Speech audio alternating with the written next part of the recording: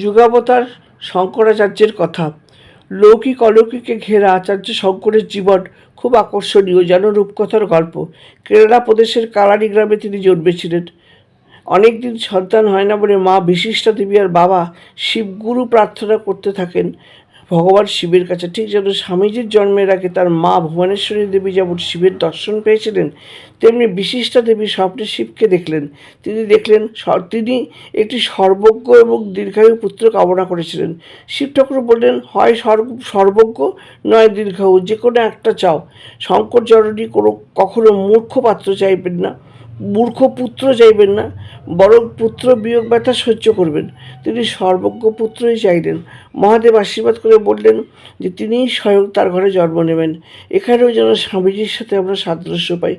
সেখানেও শিব নিজে আসবেন বলেছিলেন, যদিও স্বল্পায়ুর বরটি দেননি, কিন্তু বাস্তবে শঙ্করের মতোই বিবেকানন্দও ছিলেন সর্বজ্ঞ কিন্তু স্বল্পায়ু। আমরা ইদানিংকালে পডিগ্রি কিডসদের কথা শুনি, যারা অসাধারণ ক্ষমতাধর।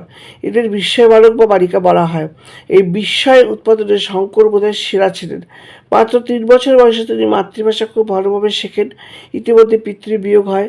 মা উপনয়নের ব্যবস্থা করেন, তারপর ছেলেকে গুরুগৃহে পাঠান। এখানেও অদ্ভুত ঘটনা। যে পড়া শেষ করতে কমপক্ষে 16 বছর সময় লাগে, সেই পড়া মাত্র 2 বছরে শেষ করে শঙ্কর ফিরে এলেন মায়ের কাছে। 7 বছর বয়সে শঙ্কর পড়াতে শুরু করলেন। খুব ভালো পড়াতেন। তার কাছে পড়তে এলেন তার চেয়ে 2-3 গুণ বয়সীরা।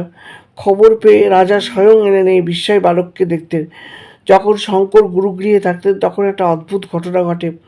ব্রহ্মচারীর প্রথা অনুযায়ী তিনি ভিক্ষা করতে বেরিয়েছেন।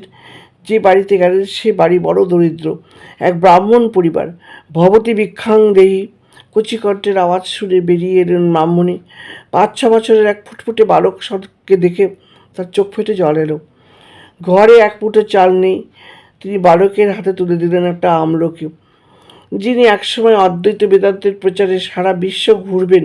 তিনি দেখাবেন যেই জগৎটা মিথ্যা, তিনি একই সাথে জগতের দুঃখেও কাঁদবেন। তারই পূর্বাভাস। ছোট শঙ্কর ওখানে দাঁড়িয়ে লক্ষ্মী দেবীকে গভীরভাবে প্রার্থনা করতে করতে একটা স্তব রচনা করলেন। আর কি অলৌকিক কৃপা! পরদিন ঘুম থেকে উঠেও ব্রাহ্মণী দেখলেন সারা উঠোনে ছড়ানো সোনার আমলকি। তাদের দারিদ্র চিরদিনের জন্য চলে গেল।